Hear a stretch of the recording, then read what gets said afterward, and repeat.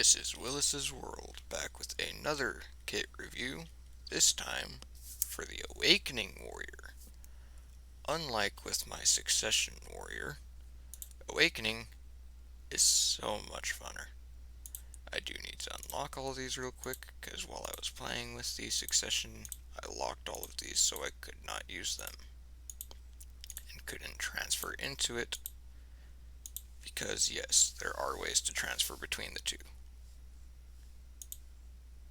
But that's a little more advanced playstyle, and I'm just showing the basis of the kits between the two.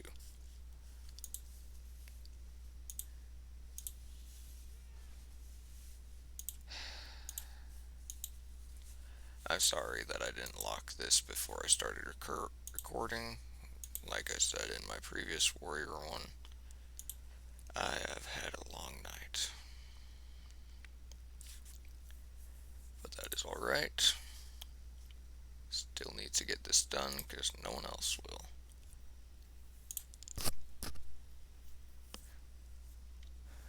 Okay, now it should be decent to where it's only this being activated. So with this character, I need to go and change that again.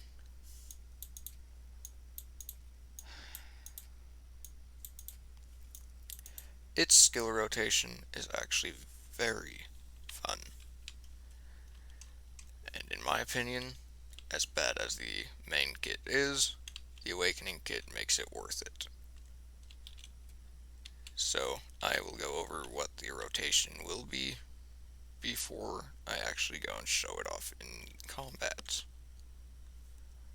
So you will be going through with your Slashing the Dead skill, going into Armor Break, going into Grave Digging, going into Heaven's Cleave, into Solar Flare,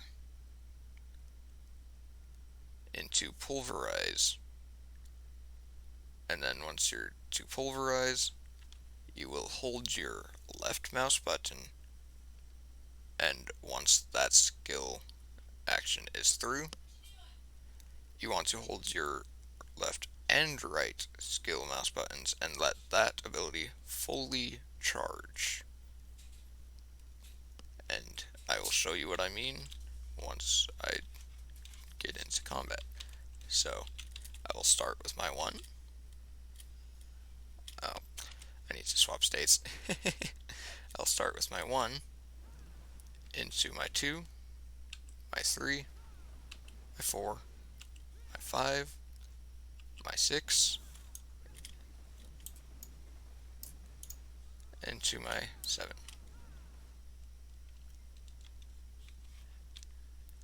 Now, that little skill rotation, when done and actually done fastly, takes about 6 seconds. Now, this is where I love the Warrior Awakening compared to its other kit. Because you see, that skill rotation went Slashing the Dead, which will knock everything down and has super armor on it, going into Armor Break, which decreases all of their defense to make it so you hit harder, which goes into Grave Digging, which is another knockdown effect, just like with the Slashing the Dead, but it also decreases their movement speed, attack speed, and casting speed. And then going from that into Heaven's Cleave, it is almost a instant activation skill, but it hits so stinking hard.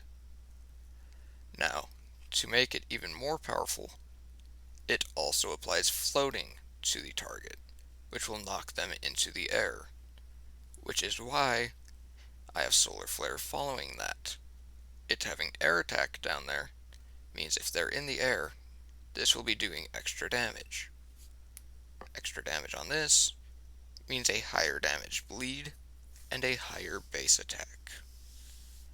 And then going from Solar Flare into Pulverize, Pulverize gives you 400 HP on skill use, just like the one that is in Succession, except this Pulverize is available at 56. I know it shows 60 right there, but that's because it's fully upgraded.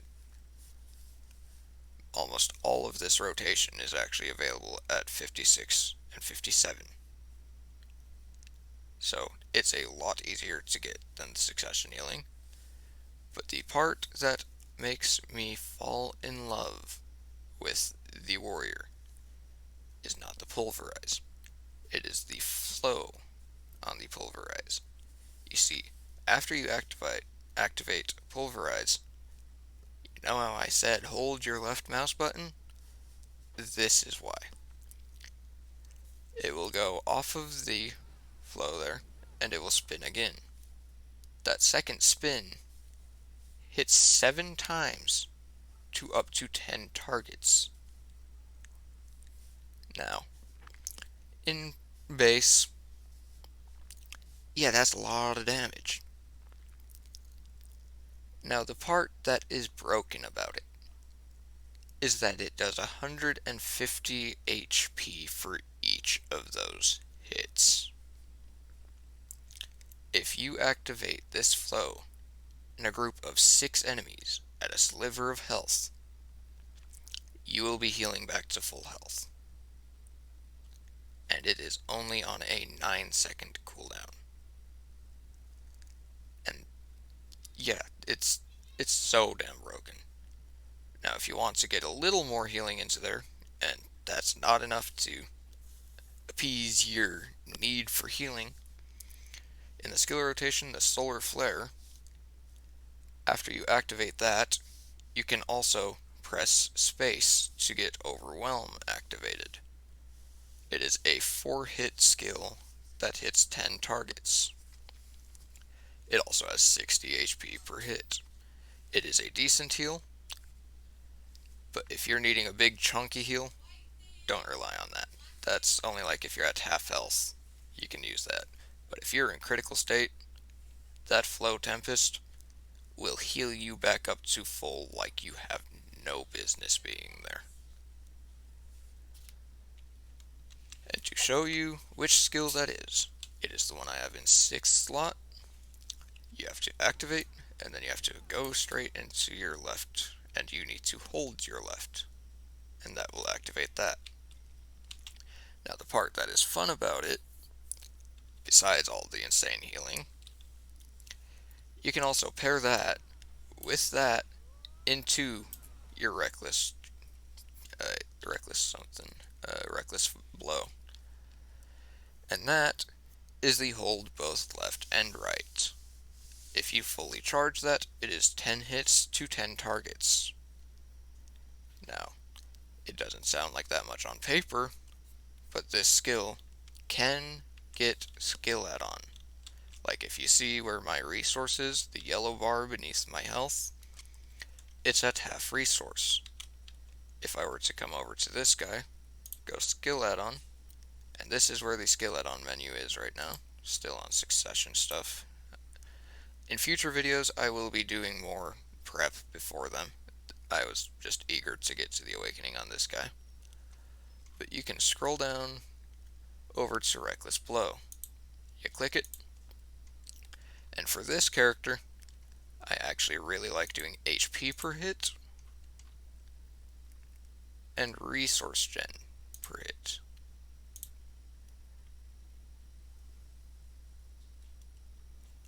Because, yeah, that 15 HP per hit is really not that much HP, but due to the ridiculous amount of hits that it does when it is fully charged, I'll just show you. My resources are almost back at full, and I just healed about 600 health. Now keep in mind, that skill I've in combo after another massive heal. So it's just icing on the top.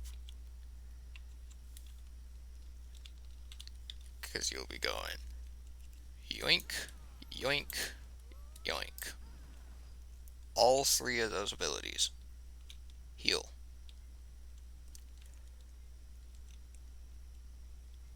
And look at that.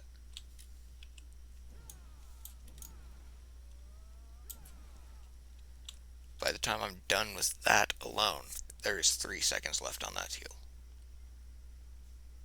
And then it can go into the heal again.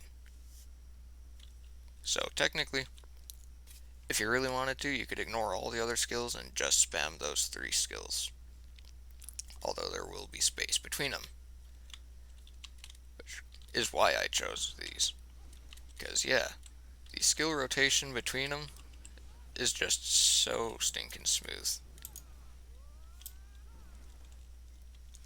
And it feels very nice to use.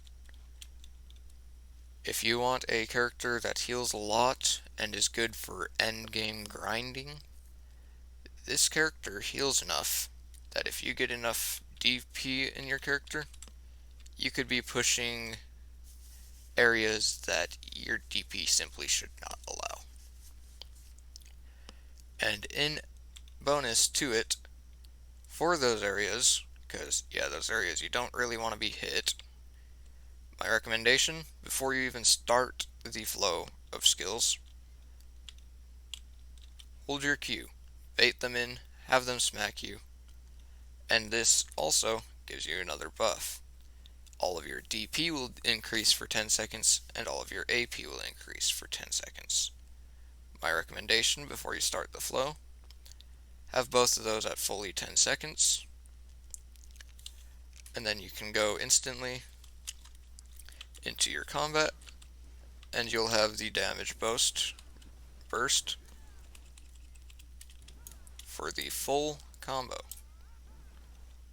I did kind of slow down there for a bit too long, and it did end up making it not full combo. But to add that to your combo, we'll add a extra 20 defense and a extra 26 damage to all of the rest of your attacks at that point. So yeah, and also, if you can see at the bar up there, all of these skill rotation, it's not just doing the damage.